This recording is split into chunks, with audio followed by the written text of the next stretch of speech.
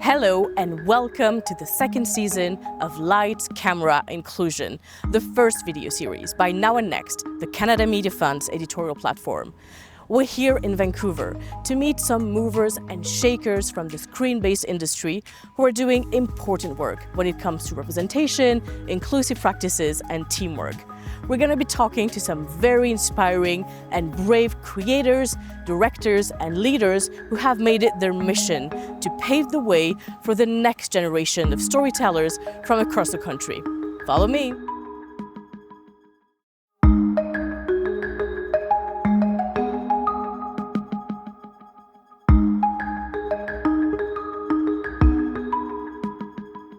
In this episode, we'll meet producers, filmmakers, and live partners Steve J. Adams and Sean Horlor. Their latest documentary, Satan Wants You, had its world premiere at South by Southwest this year. Sean and Steve are happy to give back to the queer community by training and being role models for the up-and-coming generation of LGBTQ+ creators. Sean and Steve, hi. Thank you so much for being with me today. I appreciate it. So you two are a couple in real life and you work really closely together as well. So if I could ask, what came first? Was it the personal or the professional connection? And how did you move from one to the other, if I may ask? It was almost at the same time when we first met. So met Steve the first time at Wreck Beach, so that is a naked beach in Vancouver, and did not connect.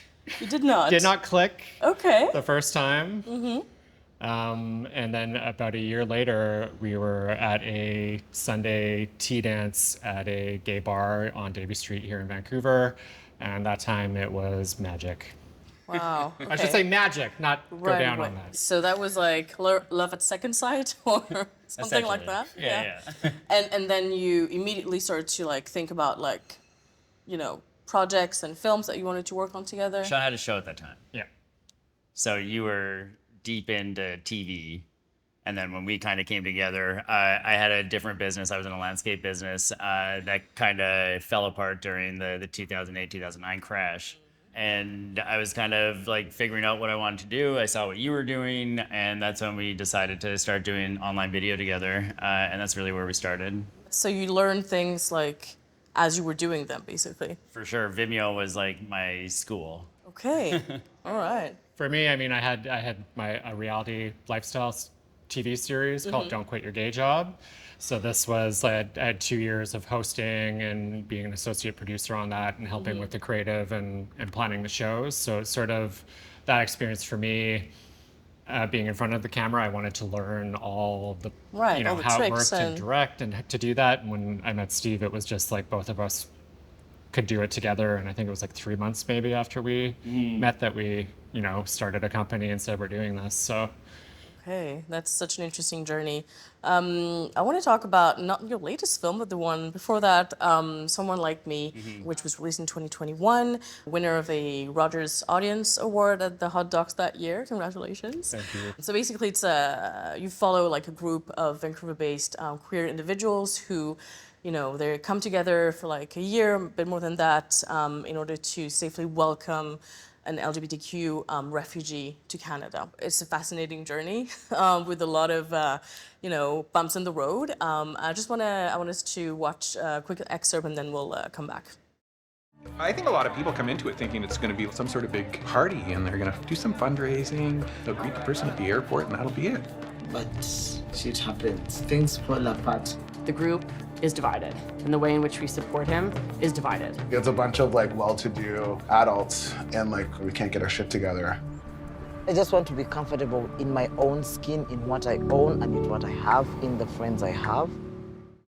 Throughout the film, we see real day struggles, not only with Drake, the refugee who arrives in Canada, but with the group and the group dynamic, and a little thing called COVID-19, which obviously caused a few disruptions, but I really feel you kept it real. We could see the multi-layered aspect to the individual struggles and the group dynamic. And I was just wondering, with you being behind the camera, how was that experience for you? And how did you manage your expectations between what your initial idea and, the end result you got? That's a good question. I mean, it is real life, right? So we're documentary filmmakers. You go into a project like this thinking X, Y, and Z is going to happen, and you hope that happens because it's what you've planned for. But the film starts. You're going to be filming, in our case, for like a year and a half, and you have to follow the story. And when things change, I think that's like a really universal element to the film, above and beyond the queer community, that anyone could relate to, is the fact that you might hope that something's going to happen and all your wishes, and life happens and it's different, and that's part of being human. Yeah, I mean, I think it was maybe one of the hardest things I've had to do in my life. You have a group of 10 people. You're constantly looking at their schedules. Each week we're coming back into the production office. We're talking to everybody. We're maintaining all these relationships, and trying to make sure that we can move the story forward. And there was a lot of bumps. While the group's experiencing some really heavy things, we're also feeling those, and we're almost acting like counselors at the same time, right? Like it was a really, really hard experience, and I'm happy that we were able to get through it and put it together in the film that has been, it's still having lasting impact, and that's one of the best things that's come from it. We had somebody come actually at our latest film screening here in Vancouver and come up to us and be like, "Oh, I saw someone like me, and I joined a sponsorship circle, and your film inspired me to do this, and I knew I could do it." And That's amazing. yeah. Yeah, and it's amazing because the film doesn't shy away from the fact that it's difficult, and that, I don't want to spoil anything, but, things might evolve within that group, but they did not, that person felt it was still a worthy experience, and that's amazing. I wanted to ask you about what is your definition of an inclusive set? What are some of the practices that you've put in place to make sure that a set is inclusive? I mean, for us, we want talented people. We want people from a diverse background. We want to have different influences on the set, because I think just having that sort of diversity just makes the set stronger. I think you get different viewpoints, you get different experiences, that just makes the whole experience richer. That intrinsic diversity that you want to put forward and make happen in that kind of organic way. For sure. Yeah. I mean, imagine if you had a whole crew of people who have the exact same lived experience and exact same viewpoint. How do you make art with that when it's just monolithic and one? Especially documentary. Yeah. Right? More voices, more experiences. It's way better filmmaking. And on that note, what do you think are some of the biggest challenges remaining in the industry when it comes to representation, especially the queer community or communities? For myself, I feel like, especially within Canada, there needs to be better training programs. I feel like a lot of the times, people who broadcasters will say, you need to have 30% of your crew has to be BIPOC. Whereas there needs to be the training in place to expand and make a better base of people who can make things properly, I guess is the where I'm trying to go with it. I think Tell a Story Hive has done some really interesting work in the way that they fund and the way that they get people making things. And it's just giving them that step and giving them that opportunity actually gets more people into the industry, so you have a bigger talent pool to choose from. I think when a broadcaster is you just need to fill 30% of the roles, makes it really tricky, because there aren't the resources there to make that happen.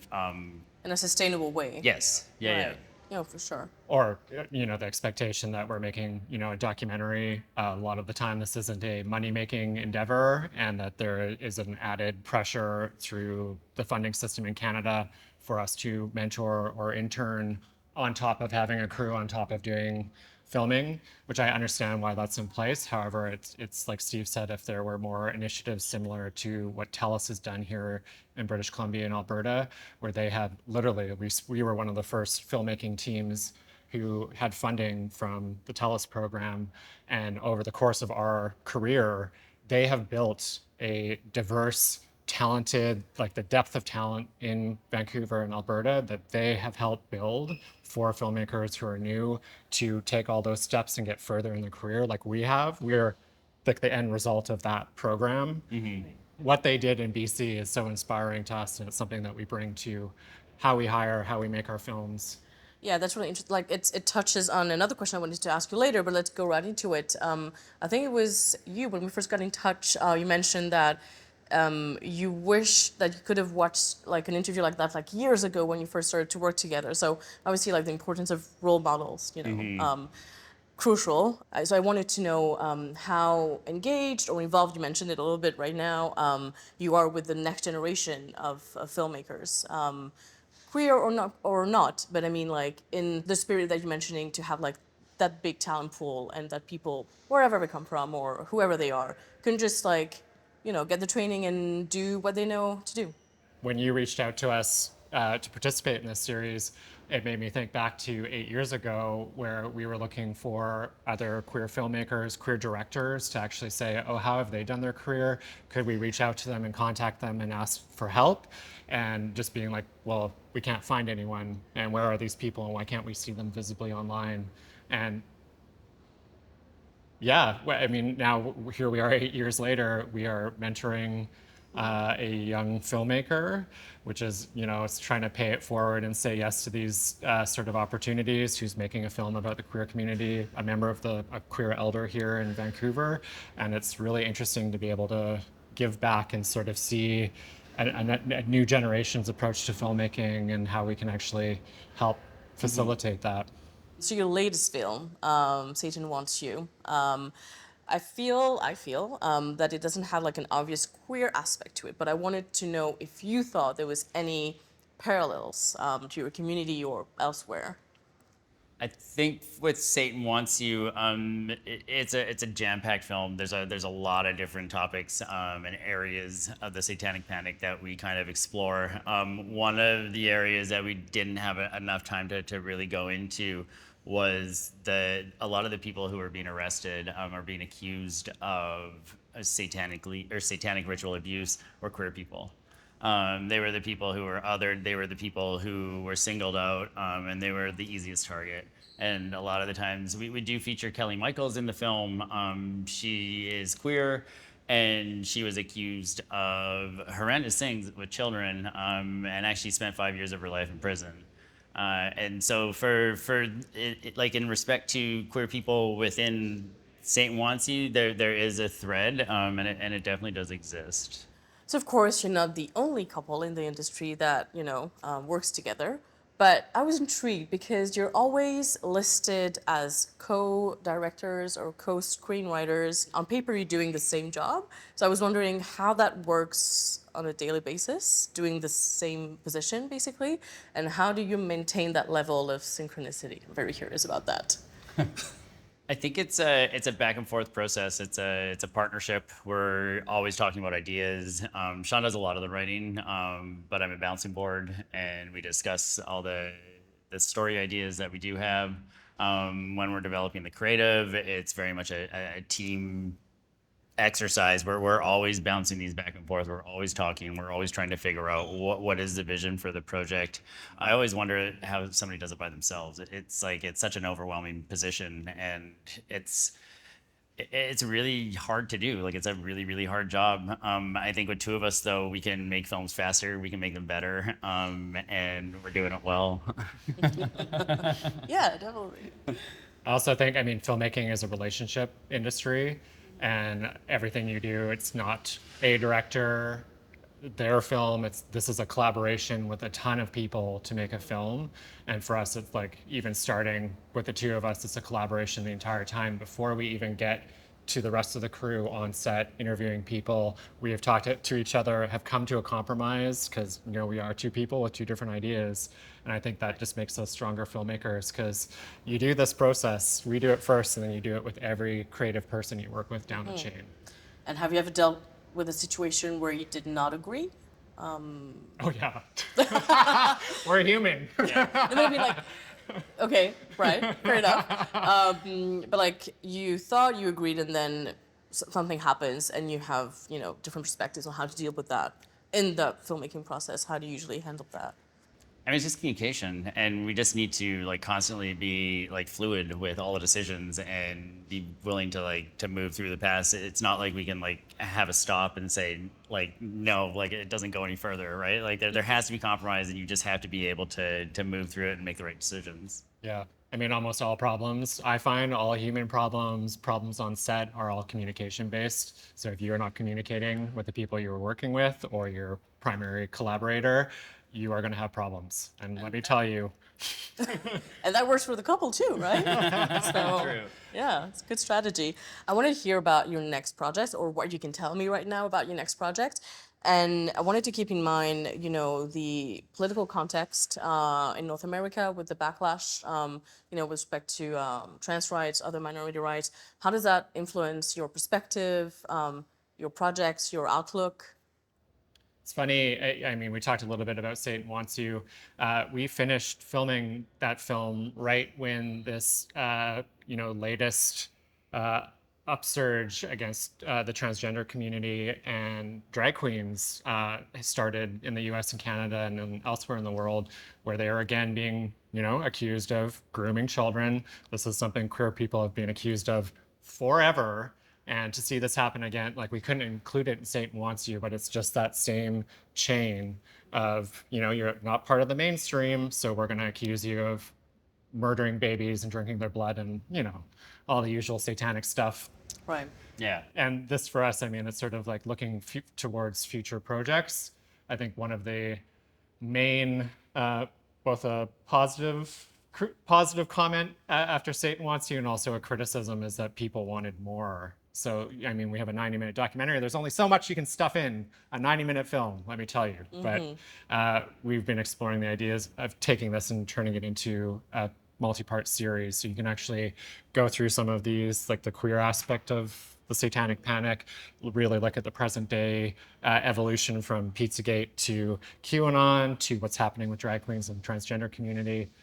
So that's on the back burner cooking. Yeah. Yeah. Amazing. And then we have a few other projects that we're working on as well. We have a few in development, and we have some series ideas that we're pitching in the States right now. Some true crime, some crack smoking bear. Yeah. Some more 80s and 90s ideas too. I mean, that's, you know, this is our childhood, youth, teenage years. Those are really weird decades when you start picking them apart and taking a look at what was happening. And finding some stories that we heard a lot of like before, but then it kind of got forgotten, and then it's like a weird process to bring them back to life. And yeah, so I think it's you know, finding those parallels, I think, is really it says something about the cycle. You know, there's progress, and we're seeing progress, but that backlash is real. I wanted to know what your biggest hope for change within the industry. What's your biggest thing that you would like to see change in the next few years? it's complicated, right? Yeah. That's a really good question. I mean, we look now that do you think we're mid-career? Is that what you call us now? Two films, I think we're mid. Two films and a bunch of short films. Yeah. I mean, there's definitely this sort of stereotypical Canadian film and definitely a stereotypical Canadian documentary.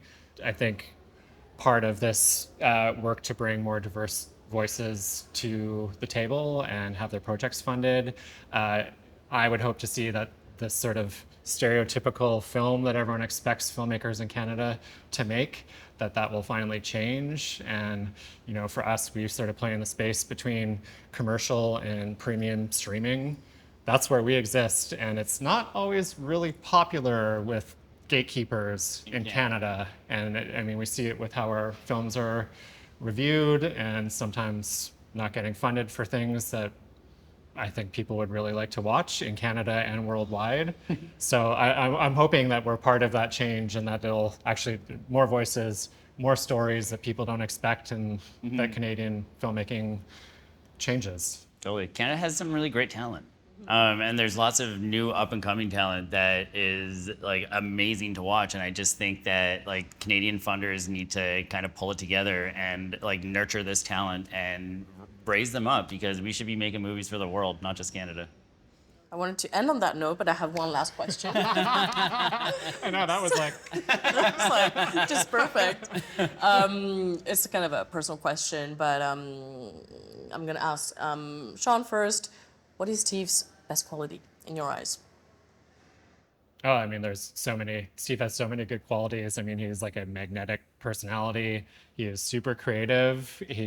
Thinks about things visually in such a really interesting way, and they can actually work with people to bring that to life, and is like such a great story collaborator. Like, you have a head for story. This is why we're so many years into this and we've made all these films, and you're a great creative partner. And Steve, what makes Sean the best partner? Sean knows how to communicate. Sean knows how to, when I'm not able to like express myself, Sean's able to like actually sit down and talk and say like, let's try to get this out. And by doing that, he's able to like organize, and he can do that with anybody.